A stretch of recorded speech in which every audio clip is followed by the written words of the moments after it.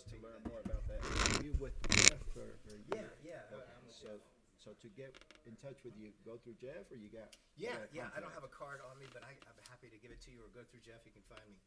Sounds It was good. a pleasure. Mike, I apologize. I'm Jeff No. Shaw. Hey, Jeff, Mike Chokus. Thank you. I'm probably disrupting. No, No. You're educating brokers, us. We're a bunch of golden retrievers. On there. it's all good. It's all good. Anyway, all right. Good morning, ladies and gentlemen. I'm going to call the Small Business Development meeting to order, and Chairman Tarvin will be doing our devotional. Thank you, Mr. Chairman. Yes, sir. Thank you, Mr. Chairman, for having these groups come in. I will have to leave a little early today. I've got another meeting, but rest assured that this is on video and we have people watching and that have other meetings. But your presentation are very important to us, and it'll be online. And the committee members who can't be here will watch in. So appreciate you guys, and you're being listened to and watched more than you might think. Heavenly Father, we thank you for this day, and we pray that you will look over us, guide us, and direct us in all that we do, and that everything we do, it will be what's best for the people of the state of Georgia and pleasing to you. For it's in Christ's name I pray. Amen. Amen. I see Chairman Crow just walked in. We pulled in together into the parking lot, and I wanted to invite you here. So I'm glad you're here. That's great. I am skipping thanks and thank you right now. Yeah. No. Well, good. I'm glad. It's all good. All right. Well, Betsy, I know you've got to get going too, so I'll let you take over. Do you want the table or the podium? I will do a podium. If you don't All mind. righty. Committee day is so fun because there's like 4 things going on from 8 to 9, and somehow they're all housing related. So we're all going to be running around. But for those who do not know me, my name is Betsy Bradfield. I'm the Advocacy Director for the Georgia Association of Realtors. And with me, I have Jeff Ledford, who is our External Affairs Officer. Got that right? And then Matt Campbell contracts with us. He is with Georgia Matters. So, and then I have my president for 2026, Brian Drake. And then I have the president of the Atlanta Commercial Board, Jeff Shaw, with me. And I'll introduce Brian, and then Jeff will introduce Jeff for the Jeff portion. But if you have any, I have to duck out around 8:30 to go run to Judiciary. But if you guys have any questions for me that maybe I didn't get to, Jeff Ledford is also on the lobby team here, so he knows all the answers to those questions. But I'm going to go ahead and jump right in. You should have in your packet, I apologize if it's not 100% right, we can get you the right counties to you, but we have given you your local market update. So it basically goes over the changes to your housing market in your particular counties that your district represents in 2025. And then we also have our annual report that we put out every single year, and that gives an overview of the market changes statewide. So I will briefly talk about some of those market changes here in my presentation, but a little bit about us, about the association. We represent 49,000 members across the state of Georgia. We have 50 local realtor boards, so there's absolutely a realtor board in your jurisdiction. And we have been in existence for 106 years, advocating for private property rights, home ownership, accessible housing, real estate licensure, and protecting consumers and to ensure thriving communities. My realtors represent rural, suburban, urban, and everything in between. And our members do a whole lot of everything. A lot of people think that we're just residential, but we specialize in residential, commercial, large land tracts and lot development and timberland. We also do ag land and even more. There's a realtor for every single kind of property you can imagine. The current state of housing in Georgia is that people can't afford housing, which I'm sure is just breaking news for a lot of you all. The median sales price across all housing types in 2025 was $360,000. And I don't know about you, but I don't think that $360,000 is affordable for a first-time home buyer. And for a single family detached house, that median price was $370,000 across the state. For a 2-bedroom, it was $262,000. For a 3-bedroom, it rose to $305,000, and then a 4-bedroom home, it rose to $450,000, and that's statewide. And buyers are purchasing their homes at 95.5% of list price. If you remember back in 2021, we were seeing this well over 100. So back when the market was incredibly hot, people were paying $10,000 over asking. That has dropped down a little bit, and they're now sellers are offering some concessions, again, maybe offering closing cost, and dropping down that list price a little bit, and that's why you have that 95.5.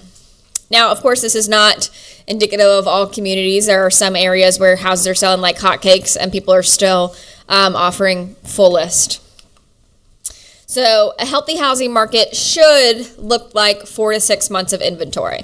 And that means that it would take 4 to 6 months to sell out all of the current homes in the market with no homes added at all. And that is a healthy market. If you have less than 3 months, that's considered a seller's market because the supply is low and the sellers have the advantage. And if you have greater than 4, then you have an oversupply, which is a buyer's market, which means buyers have the advantage. And right now we're squarely at 3.9. So we are a little bit in between a buyer's and a seller's market. It really just depends. And as I'm sure you guys are seeing on the news, a lot of this has to do with interest rates, which I wish I could tell you guys to, pass a bill on interest rates. I would have had someone introduce that day one of legislative session if we could. So this is from our 2025 annual report. The average sales price, which is different from the median, we prefer to use the median, but it increased to $448,000. And in 2025, a total of 40,189 homes were for sale at some point, which is actually an increase for 2024, which is good news. And then we have one of my favorite statistics in here, which is the top 5 change in inventory, which we call our predictors for growth. So this is the area where you will see rapid, or maybe not rapid, but increase in homes available and home sales, which means this is where growth is going, right? And that's City of Atlanta is 4.2%, Savannah 29.6% with all the booming of the port and everything going on there, Macon 25.1%. Columbus 17.1, and then that greater Atlanta metro 8.5. So you see mostly a lot of the movement is in the Savannah and Macon areas. And then the most in-demand housing category were homes that were $500,000 to $1 million. That is what people were looking for in the housing market in 2025. And we know that because that price point had the shortest average days on market. So it took the least amount of time to sell compared to the rest of the marketplace. And we are still dealing with some changes from 2021. It was 2021 and COVID years were the hottest real estate market we have seen in a long, long time, and will probably be in a long, long time. But as you can see here in our most populous areas, so in Atlanta, greater Atlanta area, Savannah, Columbus, Macon, and Augusta, prices have increased in every single one of these areas by double digits since 2021, and they're still climbing. So every single year they've increased. And so you have here, Bailey has these slides too if you guys are interested, and this is from our report too, but you'll see these 2025 numbers so you can directly compare the median sales price year over year and see how it's increased. I'll call out Augusta here. So in 2021, it was 175,000 median sales, and now we're at 197. Atlanta Metro was at 320 in 2021, and now we're at 389. So while 2021 was an incredibly hot market, because supply is still so low, you are seeing a lot of demand and price points that are reflecting that. Some great news. Georgia is the #1 state to do business for 12 years now, which means that we have unprecedented economic growth because companies and people want to move here to the state of Georgia. A lot of that is due to our really competitive tax policy that you all have put into place. But our concern is, where are these people going to live? So when we hear about all of these economic development projects taking off in certain areas of the state, where are those people going to live? the alternative is they have to live several counties over, or you have to build new housing. But right now we do worry about that. And then Governor Kemp obviously saw the writing on the wall with his rural workforce housing development infrastructure grants, which have, in my opinion, helped a lot of local communities, especially in rural areas, be able to lay water and sewer and things like that to prepare housing development in order to meet the demand for those jobs that are coming to those areas. So now about our 2026 GRR, which is the Georgia Association of Realtors priorities, which is, these are the bills that are active still, and we are in support of almost all of them. Senate Bill 447, which is by Senator Clint Dixon, that is the permitting bill, similar to 812. It is in House Natural Resources Subcommittee this morning. Senate Bill 458, which is our home inspectors licensure bill. Quick raise of hands. How many people think that home inspectors are licensed? Oh, no, you guys, they're not. They are the only individual in the transaction that are not licensed. And there were unfortunately some issues in the Valdosta area in Russ Goodman's home county that led him to drop this bill. And it does not create an entire new licensing board. It just nestles a new license type under the general contractor, since that's what they mostly align with. And that bill passed out of regulated industries yesterday, so we will be on to rules. And then Senate Bill 406, which is in House Judy at 8:30. This is Matt Brass's HOA bill. So I'm sure you have a lot of HOAs. You have heard HOA complaints, a lot of it in the more metropolitan area. There are some perfectly fine HOAs who you will never hear anything about because they show up and they do their job. And then there are some really bad ones who take advantage of some of their residents. We have to walk a fine line as the real estate industry because we live and die by the contract. And so when you sign at the closing table, you do know that you bought into an HOA and you have your HOA closing documents. So we have to be understanding of that. But there are situations where HOAs are ratcheting up fines and fees in order to foreclose on people to get them out of the neighborhood. And right now, the foreclosure threshold is only $2,000. So in Matt Brass's bill, it raises that to $4,000. And then it says you cannot foreclose on fines and fees. So they can't add attorney's fees, and you didn't cut your grass 1 inch fee, and you didn't use the right Sherwin-Williams paint fee in order to get to that $2,000 to begin foreclosure. It's only unpaid assessments and dues, essentially. And it also there's a mechanism to create an arbitration board under the Secretary of State. And what that will look like is, right now, if you have a problem with your HOA, you're kind of out of luck. Your best recourse and remedy is to find an attorney who will sue for you if they violated your governance. And a lot of attorneys will not take the case because they will not win. And so this creates an arbitration board and requires HOAs and POAs and COAs to file with the Secretary of State to show their governing documents and their governance, so that then if someone has an issue, they bring their issue to this board, and them and the HOA can basically go back and forth, and whatever the HOA arbitration board says is backed up by the full weight of the Attorney General's office, so they can issue fines for the HOA and things like that. And so we're looking forward to this mechanism because right now there's nothing really to hold your HOA accountable. And if you have a perfectly fine HOA, well, there's no harm in it, right? Because they won't be going before the arbitration board because they haven't done anything wrong. But right now you have thousands of Georgia citizens saying that their rights and their have been violated, and there's nothing that they can do about it. So 406 is a really common sense, balanced approach, I think, at going after HOAs, some rogue HOAs, but still respecting the good ones who are doing a good job. And then Senate Bill 463 by Senator Greg Dolezal is about institutional investors. So institutional investors has been an interesting issue for us because if you remember last year, we came down here to oppose McCollum's 555. We are opposed to caps and mandates. So that's why we are opposed to Senate Bill 463 because it has a cap on that 500 homes. And then it has a private right of action. So if you believe that your neighbor has more than 500 homes, you can sue them, essentially. But we have a different proposal that I think would get more interest, which is a tax proposal. So basically it would look like Mom and pop landlords who have less than 500 homes get taxed at a preferential treatment of 40% of assessed value, and large institutional investors over 500 get taxed at 100%. So it's not a forced divestiture, it's not a mandate, it's not a cap. It just says if you want to stay in the state of Georgia, you're going to play ball, and we're going to level the playing field with our mom and pop landlords. And it's also not a mandate, so it's totally an opt-in for the local governments. So counties like the metropolitan Atlanta area, a lot of them will probably opt in. Rural counties like yours might not opt in, Mr. Chairman, because in a lot of those counties, the institutional investors are not a problem for them, and they welcome all kinds of development and would probably want them in their community. So it would just be a total option for the local governments who feel that they are being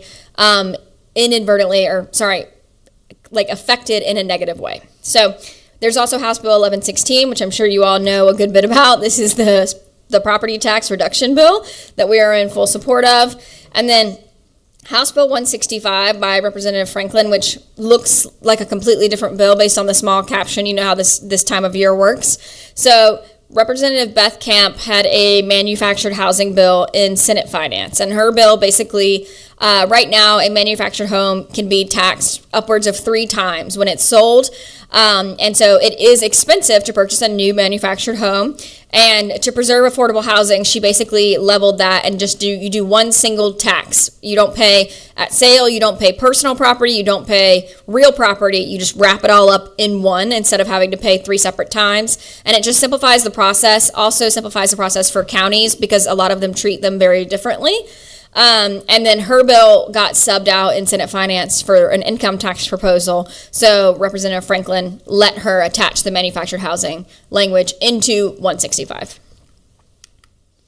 And that is all I have. So this is my lobby team. This is me and Jeff, and then Caitlin Bickett from Representative Tarvin's area up in Chickamauga. These are my people who are down here every single day here to serve you, and I can answer any questions if you have them. If not, I'll kick it over to my president. Well, Betsy, you're about to leave, right? I'm good. I got time. Okay. Well, we've got a couple of questions. I don't remember who was first. Chairman? Mr. Chairman? Yeah, 23. Quickly, offline, if you or Jeff or in CLOB, I'd like to explain the difference between the December to December and the January to January year-to-date, the year-to-dates and the December between the counties, and how much difference there is. Some Decembers are better in one of the 3 counties, and if you could come by sometime, and I'll keep this in that neat desk I've got so you can find it. Absolutely, thank you. Thank you very much. And Mr. Chairman, to your point, so we have these market reports for all of our 159 counties, and then we have them for months too. So if you want to, look at a certain month or look at a certain window, that is data that we can pull for you, so that you can have a better idea of what it looks like based on what kind of housing market you're dealing with. Good. Thank you, Mr. Chairman, and good morning. Good morning. Good morning, Betsy. I walked in on you talking about HOAs, and you love HOAs. I'm happy that something is being done, because as you know, I am the president of my HOA, and there are good actors and there are very bad actors. Mm-hmm. And because we have to file with the Secretary of State every year, there were no way for individuals to even, for us to make sure what's in the covenant was upheld, mm-hmm. or for those that live there, because I'm on both sides. Right. Those that live there had a way to question the HOA board. So I am so excited about this, and I want to make sure that my HOA is informed about it. Mm-hmm. Hopefully it will pass to help those individuals that need help, because some of the stories that I've heard, they're horrendous. Yeah. And I don't understand. I don't do that in my HOA. Yeah, you wouldn't do that to your neighbors. I'm just saying, I don't understand how HOAs will do those nitpicky things and cost after cost after cost to individuals that are trying to survive. Absolutely. Thank you. I hope it comes out of House Judiciary this morning, or at least some point this next week, so you guys can vote on it on the House floor. Thank you. All right. You're up.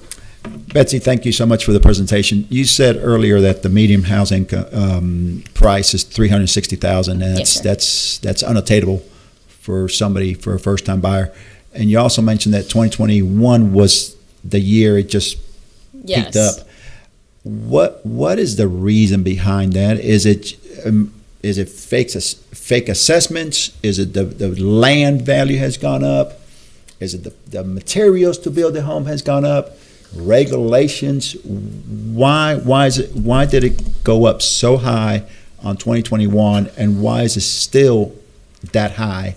And my second part of the question is, what can we do to lower it down just a little bit? Great question. Thank you, Representative. Yes, 2021 was like a perfect storm, right?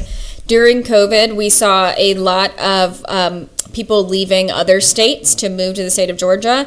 And so you had people who were moving from California who had been saving up $1 million in order to buy a tiny 1-bedroom. And then here, their $1 million can buy them a 5-bedroom house, right?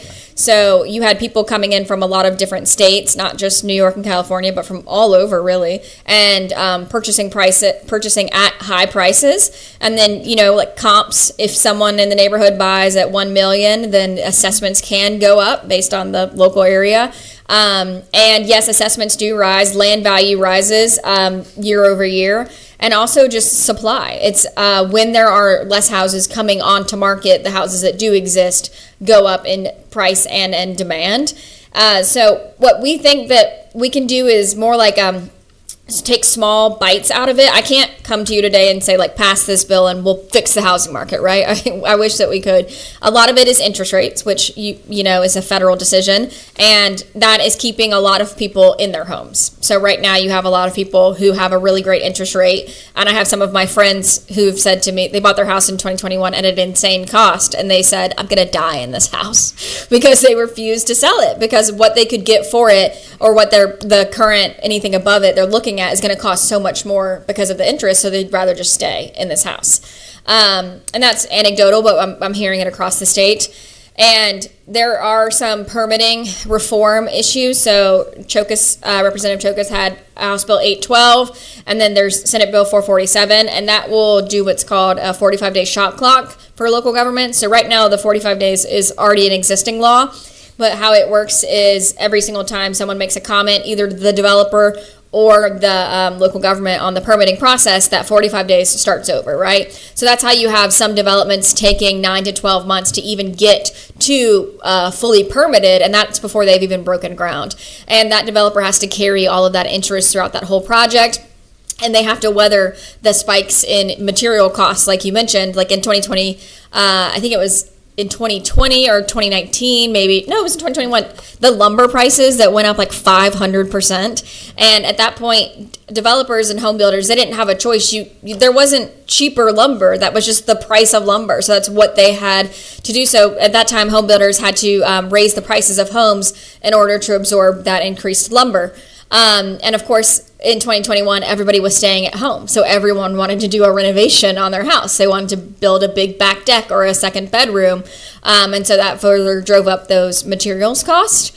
But we have the permitting bill, which I think would hopefully increase supply, because as the permitting timeline goes down, the less the interest is carried over. So the developer doesn't have to list that price for as much on that new build.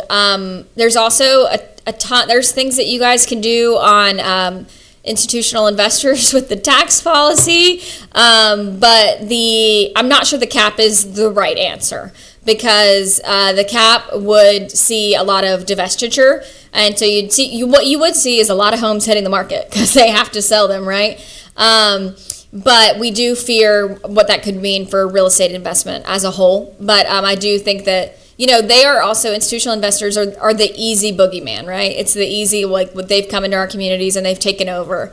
But a lot of it is really to do to supply. They initially came into the state of Georgia because we were an incredible market. They saw that we had low supply. They saw that they could manipulate the market in order to have certain rental prices and buy homes low and sell high, basically. So Georgia was, unfortunately, we were just a gamble for them. We're a good return on investment. If you were sitting in their shoes, you would look at the ROI they gave you and be like, this was an incredible investment. They've done a great job with my money, right? And that is what they were doing. is they were looking at the market and deciding to invest in real estate. And for years, investing in real estate has been the most secure way to build generational wealth in this country. So I can't necessarily blame them, but I think we do need to do something to protect our mom and pop landlords who have, 10, 20 houses and they live down the street and you know them and they're licensed property managers. So they have a license under the Georgia Real Estate Commission and you can hold them accountable with the Real Estate Commission.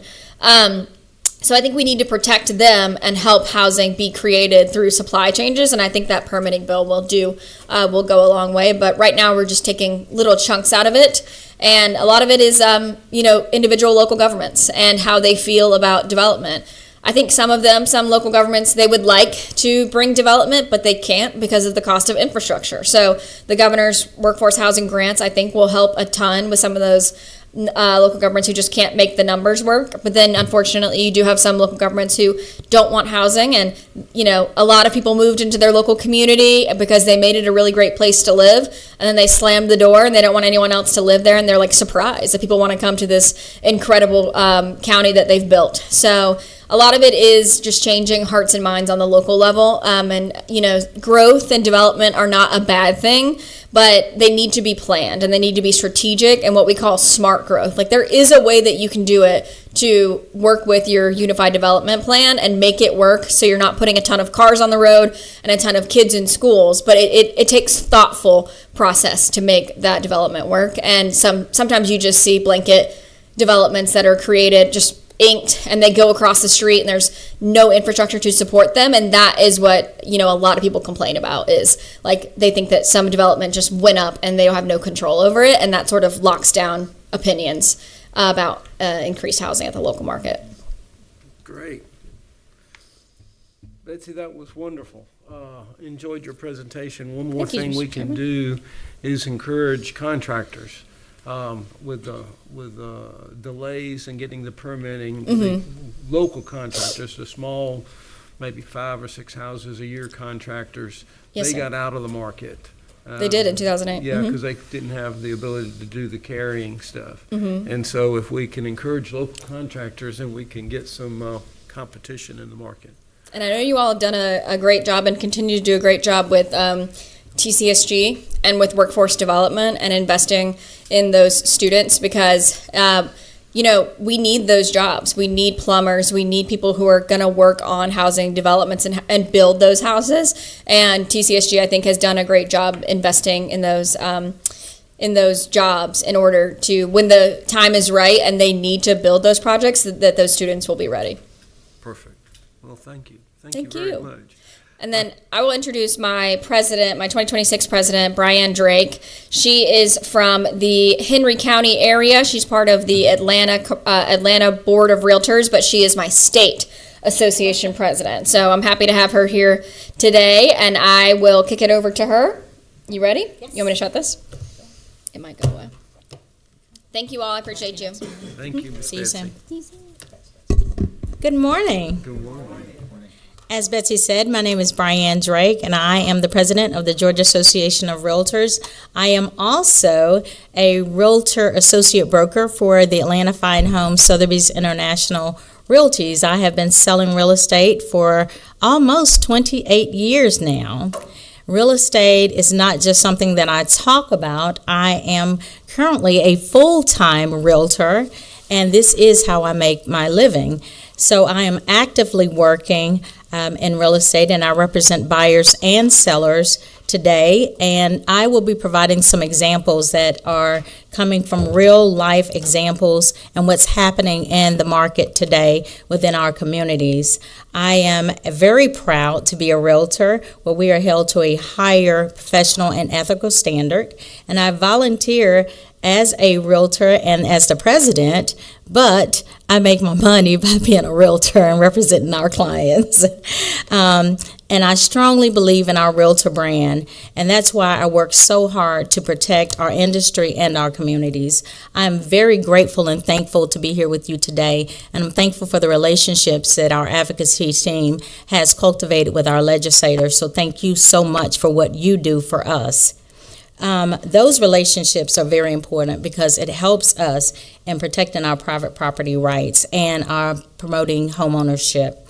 Now, what I share with you today, I will be providing some insights, but as Betsy has said, it is going to come from my local area of practice, and that is Henry County. Some of the examples that I will be providing will reflect issues of Henry County, but also some issues that are coming forth from other realtors across this great state of Georgia and national realtors that I have relationships with as well. Now, the information is real-life examples and observations that will help illustrate why buyers and sellers are what they're experiencing today in our market.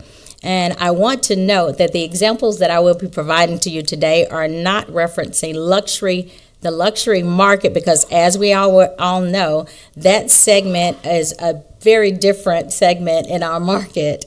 As Betsy has stated, those $750,000 to over $1 million properties, it's a different market. So I will be instead focusing on the typical homes and price points that most buyers and families are dealing with each and every day today. The first-time home buyers, the working families, and the move-up buyers that are looking today. And those are the areas that we're seeing many of the affordability and inventory challenges that we are currently facing.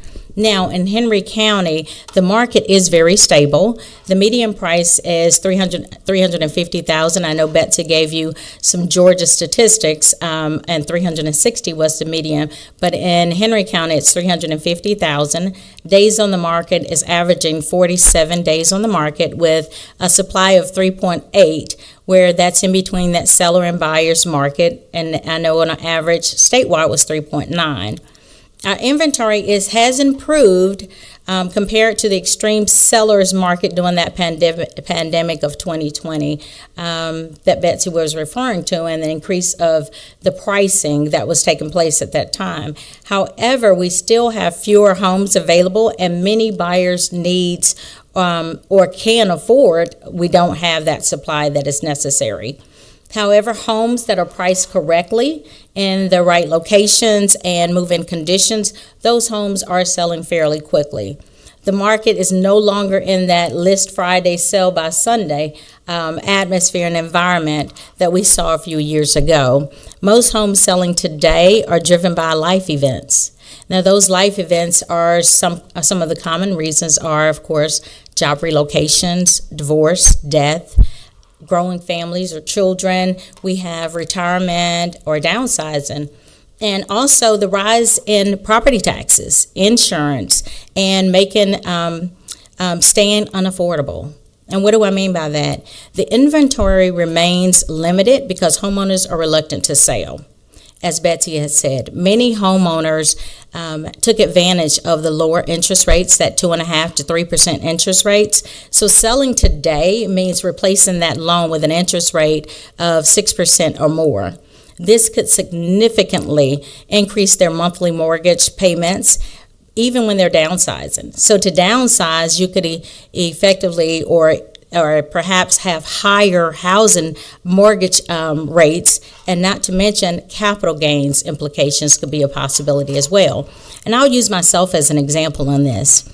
I was considering downsizing to a much smaller home, but after considering doing so, replacing the home with something comparable in quality, location, and affordability was very difficult for me to make that sound decision or making it financially, because even though you have equity of in excess of $400,000 to $500,000, the numbers just did not make sense. Selling and purchasing something much smaller resulted in a higher monthly payment for me. That is why many of the homeowners are choosing to stay in their homes and to stay where they are, because initially, after planning to do so, and even at a point where I started packing, I had to decide to unpack because it just was not a realistic reason for me to sell. So the situation is not unique to me. Equity alone does not always make moving financially beneficial. Also, property taxes and affordability. This influences decisions about buying, selling, or staying in a home. This is a major part of affordability conversations now. Homeowners also are balancing rising taxes, higher increase in insurance, as well as the interest rate changes. You see, personal example once again, For me, when I purchased my home in 2014, my taxes were $3,700 a year. Today, it's doubled. It's $8,500 in 10 years, more than doubled. My insurance, when I moved in my property, was $1,100. It's tripled, $3,500. When I moved into my home, I did not have flood insurance 2 years after I purchased my home, and they did the remapping. When FEMA came in and did the remapping, it's 8 homes in my cul-de-sac. 2 of us were told that we needed flood insurance. So that was another added expense. So as you can see, for home ownership, it is not just about a mortgage payment. It is about mortgage insurance. It's a mortgage payments. It's about property taxes, homeowners insurance, flood insurance, and other regulatory requirements as well. So the costs heavily influence whether homeowners choose to move, are forced to move, or choose to stay. Because some homeowners with these increases can no longer afford to stay in their homes. I have clients, for instance, I showed a property on Sunday, and this client has recently gone through a divorce. He was renting because at the time of going through the divorce, he could not purchase a home. Well, now that the divorce has been finalized, he wants to purchase. We were looking in Henry County, and he's approved for a nice amount, but he does not want to exceed $600,000. But at $600,000, what we're seeing is the taxes on it is going to be anywhere from $8,500 to over $10,000 a year just for the taxes. And he said that's not something he's willing to do. So he has a couple of choices. And right now, currently, he works 16 minutes from where he resides. He can either move where it's going to take him over an hour commute to work, or he's at a point of saying it makes no sense, I might have to just rent to be closer to work. So that knocks out a lot of our buyers as well. I have another client that was approved first-time home buyer for $300,000. Well, at $300,000, he cannot purchase in the Henry County area as well because of taxes. It's going to take him well over the $300,000 mark, although some of the homes that he could purchase are below the $300,000, but once you incorporate the taxes and insurance, he can no longer afford it. So he's at the point of having to also purchase somewhere within an hour commute from his family. And he does not have unrealistic expectations. He just wants something very immediate, 3-bedroom, 2-bathroom for he and his children, as well as a small backyard, and he wants something in a nice neighborhood, of course, with a good school district. But we're going to have to go now to somewhere like a Coweta County just to find something that he can afford for his family, because he's a first-time home buyer and he's in his late 30s. So he just wants something nice for his family. So as you can see, those needs, and as first-time home buyers, you want something that they can move into without having these people that now all of a sudden I can qualify, I can buy a home, but I'm still forced into a rental situation. And that's what we're seeing a lot of as well. Although they can qualify, there's no affordability. Also, we look at the impact of traffic and infrastructure. The impact exceeds beyond real estate. It comes to traffic congestion, which we have a whole lot of in Henry County, and Metro Atlanta itself. But the commute times, infrastructure demands, and the overall quality of life also suffers. Now, what the buyers are doing today, buyers are very educated. They're doing a whole lot of research. They're payment focused, considering all factors that are involved now. They're very cautious. They don't want to be cash poor. They are more likely to negotiate and want some negotiation. And they are sometimes, I have these clients that'll look at the listings online and they'll negotiate before they get to the property. And they'll say, well, I'm willing to pay X amount of dollars. And I say, well, how do you know that? We haven't even gone to the home yet. But this is what they're doing now. But if homes are priced correctly, like I said, well maintained, in great locations, then the houses are still selling. But today's housing market is not defined by a lack of demand. It is defined by affordability and mobility. The homeowners have significant equity in most of these homes, but hesitate to move. At the same time, many buyers want to purchase, but are limited by the affordability and the availability of the inventory. So equity alone does not create mobility. Affordability does. So thank you for the opportunity to speak before you today. And are there any questions for me?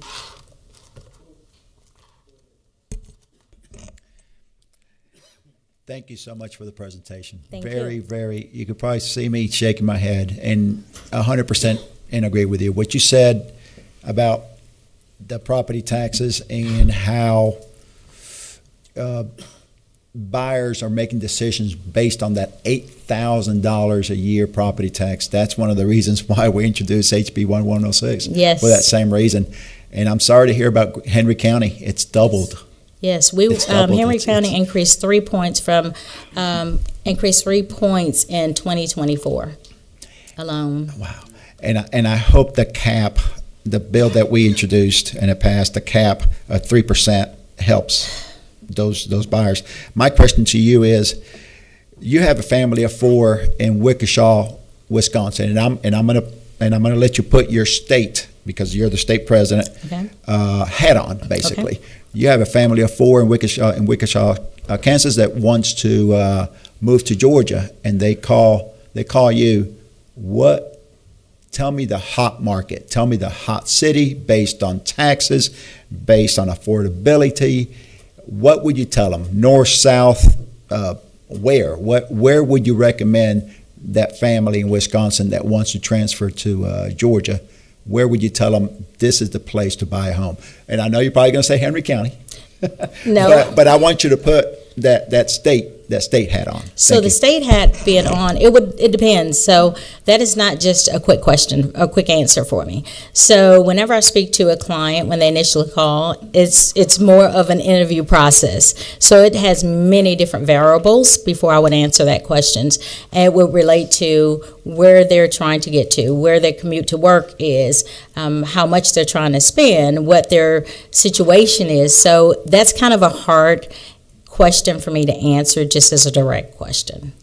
All right, we've got another presenter, so if you could ask the questions offline, let's do that. I think, Jeff, thank you very much for your presentation. Thank you, I appreciate it. Yeah, but I think, Jeff, it's your turn. Do you want the table or, well, Which would you prefer? Oh, the podium's fine. All right. So I'm Jeff Ledford, the External Affairs Officer for the Georgia Realtors. I'm here to introduce another Jeff Shaw.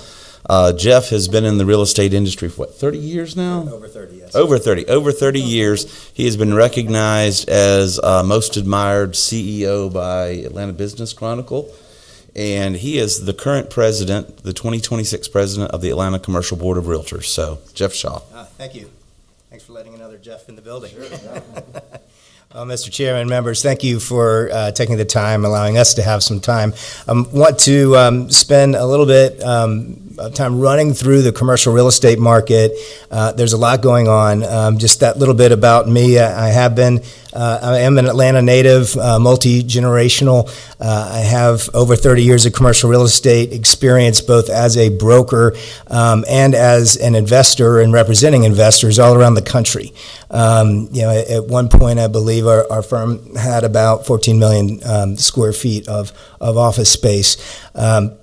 So I worked on the operational side. My background, I worked at Cushman & Wakefield, JLL, and CBRE before starting a firm in 2003. That firm grew, it merged, it went public on the New York Stock Exchange and was just acquired by Apollo Global Management a few months ago. I currently am advising, and you may have noticed my wallet smoking. I just recovered from marrying off both of my daughters over the last 18 months. But commercial real estate, really is a leading indicator for economic activity. It reflects where businesses are expanding, where people are moving, where they're finding jobs, and where investment capital believes future growth is going to occur. Fortunately for Georgia, most of the major indicators still point to long-term growth, even though certain commercial sectors are going through structural changes. I'm hosting the Atlanta Commercial Board $1 Million Club on Thursday. We had about $24 billion in transaction volume in and around Atlanta from about 540 commercial brokers, which was showing activity across office, industrial, retail, hospitality, multifamily, and emerging sectors such as data centers. The picture today is one of resilience, albeit with adjustments, but demand patterns have changed since COVID. Interest rates are still a headwind, but Georgia's diversified economy continues to attract investment and jobs.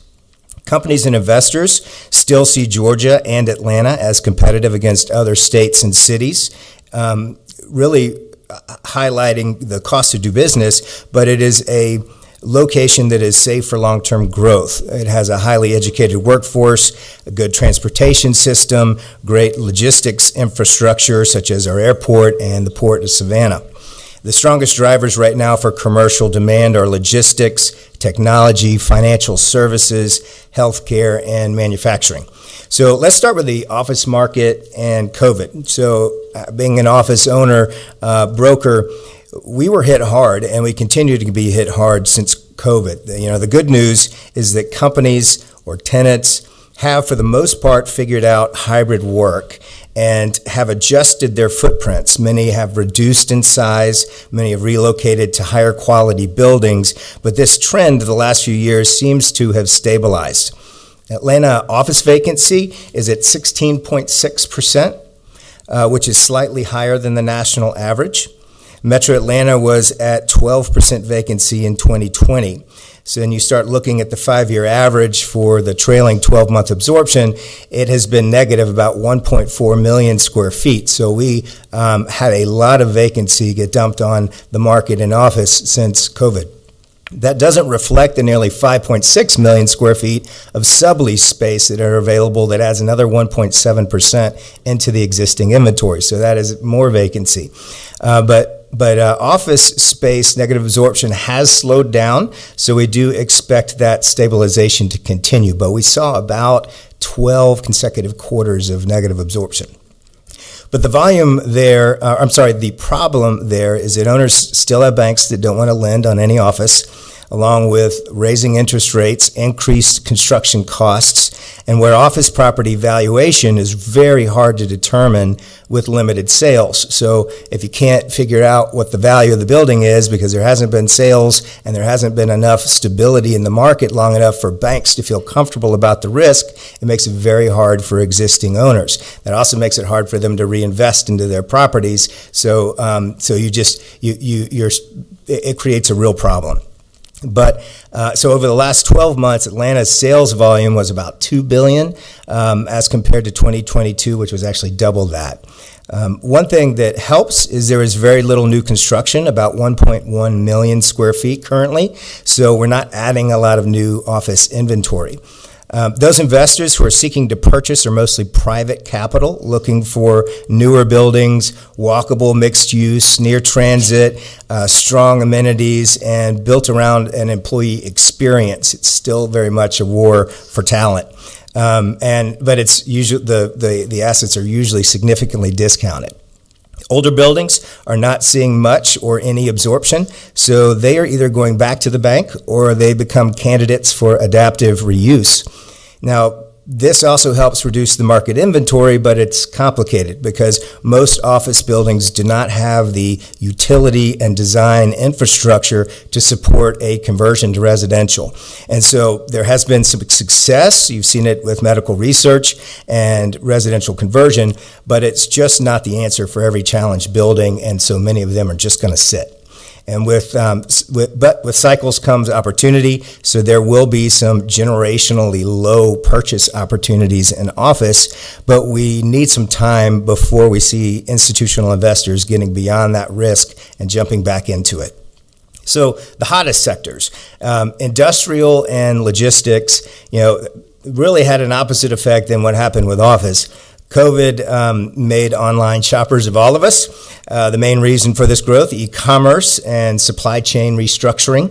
As a result, distribution centers, logistic hubs, the last mile delivery facilities continue to expand across the metro area and throughout Georgia. Industrial real estate has remained one of Georgia's clear strengths. The Port of Savannah has been one of the fastest growing container ports in the United States, and that with supporting rail connectivity promotes industrial development with distribution centers, logistic hubs, and manufacturing suppliers locating across Georgia. So if we look at retail, retail has quietly become much healthier than much people expected. The supply actually remained fairly limited. It was a trend that started after the great financial crisis of the last cycle, and it really never became robust again. You didn't see that big boom of development. So as population grows, especially in suburban counties like Forsyth and Cherokee, you find that neighborhood retail centers are filling quickly with the grocery stores and restaurants, service businesses, and healthcare providers. Small businesses truly are the primary drivers of all of this leasing activity. Now, hospitality. Georgia's tourism sector continues to expand. With that, hospitality development is going to follow. Atlanta has particular benefits from convention traffic, sporting events, and international travel through the airport. Upcoming events like the World Cup, well, that's going to accelerate that activity with the currently active developments that you see, a short-term lift in hotel occupancy, plus new hotel flags that are entering the market, restaurants and retail demand in the near event zones, and infrastructure upgrades that often lead to longer-term investment in the surrounding districts. So when asking the Metro Atlanta Chamber about this, hospitality leaders, along with the Metro Atlanta Chamber, they expect really legacy benefits. They'll come from that international exposure and visibility, plus upgraded venues and transit improvements. So now let's talk about data centers. Obviously, data centers are one of the fastest emerging sectors in Georgia, and especially around data center development. I know you're all very much aware of it, but Atlanta, from an investor's perspective, is now considered one of the top data center markets in the United States. That's really driven by reliable and low-cost power infrastructure, fiber connectivity, competitive land cost, and a strong technology workforce. The AI, artificial intelligence, and cloud computing are really driving all this enormous demand for these facilities. If you were to say, how could you support us? One of the, as an office broker, I guess one of my biggest concerns is what to do with this high vacancy and the older office buildings. Many of them are becoming obsolete. The streamlining of approvals and permits for development and redevelopment is huge, especially for adaptive reuse that can be converted and these underutilized buildings into housing or medical or small business space. Also replacing those functionally obsolete buildings to its highest and best use. Facilitating access to state-backed financing or guarantees for small businesses, small commercial developments, or even older properties. Construction financing for smaller developers is really tough. It's expensive, particularly when you look at downtowns and you look at growth corridors. Higher interest rates really slow that new construction as well, and it makes refinancing very difficult on these older properties. Also continue industrial infrastructure investment, because you look at transport, logistics, broadband, those are the things that are really bolstering Georgia's competitiveness against other states in industrial and data center markets. And then, of course, with the Port of Savannah, heavily focusing on that coordination and regional supply chain initiatives to support the logistic hubs like South Atlanta, Augusta, Macon. So, and just in finishing up, I really believe that the partnership between the policymakers and the private sector, Georgia is very well positioned to sustain that balanced growth that's benefiting businesses, both large and small, and creating jobs while attracting and keeping investors in this state. So thank you for your time, and I'll be happy to take some questions. Yes. Thank you, Jeff, for the presentation. I think towards the end of your presentation, you said, how can we help you? Would one of the ways that we are helping you, us policymakers, is basically just being a legislature that's business friendly? Yes. We look at other states, and I think I asked you this earlier. What are we doing? Are you starting to see commercial companies coming from like New York, California, some other states that are not so much business friendly? Are you starting to see them here more? What's your... Yes, if your question is, are companies relocating into Georgia? Absolutely. And it really seemed to accelerate it over the period of COVID because people went home and then they started analyzing their life and looking at hybrid work. And they said, man, I sure would like to be somewhere that's warmer or somewhere that's less expensive or somewhere where it's more fun. And Atlanta checks all those boxes. And so we continue to see major corporations looking at relocating to Atlanta. And I can provide you a very extensive list of those that, Fortune 1000, Fortune 100 companies and not only just domestically, but we're seeing a lot of international companies also looking at the Southeast and particularly in Georgia. Couple of questions. Thank you, Jeff. I appreciate that, and I appreciate your in-depth analysis of the commercial real estate, market right now. But I was concerned with the older properties, the older office buildings, and I understand what some of the problem is with infrastructure and how you're going to put enough bathrooms, to be perfectly frank with you, or how you're going to cut it up and give it enough room for a bedroom and so forth and closets. So it does create some challenges. Are those properties, by and large, in areas that would support residential rehab, or are they in business parks and you really have to go to a business would be the only market for them? Quite honestly, these properties are everywhere. There are properties in the densest and the hottest markets in the state, and there are properties in the suburbs, and there are properties in small towns.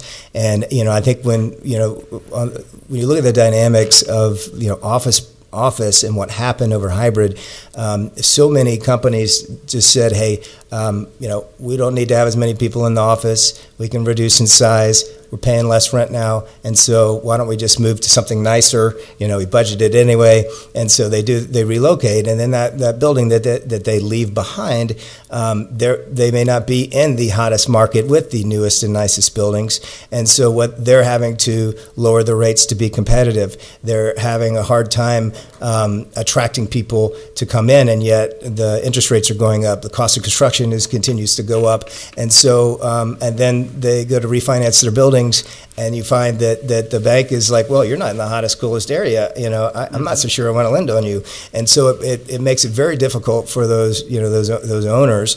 And so what happens, in answering your question, they have to look at what decision do they continue to hold the building and continue to feed the building? Do they invest in it and refinance and have to put more capital in, or do they abandon the building to the bank, or do they look at a mixed a redevelopment opportunity? And I think that there may be some potential for affordable housing, and certain buildings have the infrastructure to support it, but just a lot don't. You start looking at some of these high rises, and they don't have the infrastructure to handle the plumbing and the power and the parking, and so it becomes a challenge. It becomes very expensive, and a lot of times people are saying, well, if I can't sell it for that much and I can't redevelop it and then guarantee that it's actually going to be a return, then they abandon the property, they tear the property down and rebuild. Gotcha. Right? Yeah, go for it. Question. Yeah, no. I'm assuming that during COVID, Hold on. the commercial. Trying to give you push your button. Is it pushed? There you go. I'm assuming that during COVID, the commercial business took a hit. People, Yes. I guess, closed. Are you starting to see some of those folks that abandoned the commercial industry? In other words, they left the buildings because of COVID. Are you starting to see them back again? Are you starting to see that market kind of increase somewhat? Well, if you think about investment, any layer of risk for these institutional or even private investors, there are a lot of private investors, some institutions that are willing to take a higher risk because they're getting a very low price on an asset. And I think we did see people that did leave investment, particularly in office space, but are now starting to see those opportunities of, say, buildings that are now going to auction or buildings that are now significantly discounted. And so you're starting to see that activity, but it's primarily private right now. I think from an institutional perspective, now that things are starting to stabilize with companies have figured out, and if you think most companies have 3, 5, 10-year leases, and so COVID hits, it took them a while to get to their lease expiration to figure out what they were going to do as a business and then make that decision. We're kind of in that zone now. So all of that kind of turmoil has already kind of mostly already happened, and so kind of moving forward, I think that you need a few years of sustained income on a lot of properties for people to say, okay, this is safe to get back into. And so I think we're at the very beginning of and you're saying that there's a decent amount of sales that are happening, but they're not the home run sales that you would want. Well, great. Jeff, thank you. Thank you very much for the presentation. It was very informative, and if you want to stay afterwards, we'll be happy because I'm curious. Absolutely. Yeah. Thank you for the opportunity. Thank you for being here. Chairman Crow, since you are here, I'd like for you to, kind of give us some insight and wisdom and maybe close things out for us if you could do that. Well, I don't know if I can or not. It's an awfully big ask, Mr. Chairman. Yeah, We're going to give you an hour, so don't worry. Perfect. I'm playing. All right, that's good. I have nowhere else to be. No, everybody has kind of already touched on a lot of the points, and some of the questions that were asked, especially about what we do about it now. I think we are kind of taking an approach where we're trying to hit at it from several different angles. It's a big problem. I wish we could snap our finger and make housing more affordable, right? But there's a lot of differing opinions, and people have different needs and desires in their communities. Nobody wants all the growth, but they also don't want to have no growth. There's certain parts of the state down in southwest Georgia that's actually losing population. We are. That would love to trade places with us and have some of the issues we're having where people want to move here. I don't think any of us want to live in a state where people are where we're having a net loss of population rather than a net growth, right? And so when we create an environment that's business friendly, that's tax friendly, that's an enjoyable place to live, that's safe and have safe communities, more people are going to want to come enjoy that. Mm-hmm. And so we have a supply issue, essentially. The biggest problem we have with housing is we don't have enough houses. Mm-hmm. And when you have increased demand and a decreased supply, you're going to have price increases, and that's what we saw. It was just exacerbated with COVID because so many people were moving at one time because that was a real shift in where people were wanting to live. And, of course, the expansion of, internet that we've done a real good job with in some of our more rural and outlying areas. People can move a little farther out now, so you're having communities, especially in the outer metro area where I live and where Representative Martinez lived, that a lot of people have moved to because it's a little slower pace, but they can still do things, and so you're seeing communities have a lot of growth that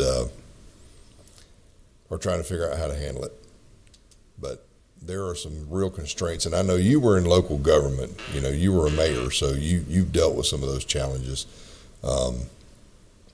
And I was on a lot of people think, sometimes we have these discussions, they think that I'm against any kind of zoning or anything like that. I spent 11 years on the Planning and Zoning Board in my home county before I got into this position. I am all for zoning. I think that there is a right way to plan and to place things, and there needs to be a well thought out process. As was mentioned earlier, we need to be very intentional about how we handle growth.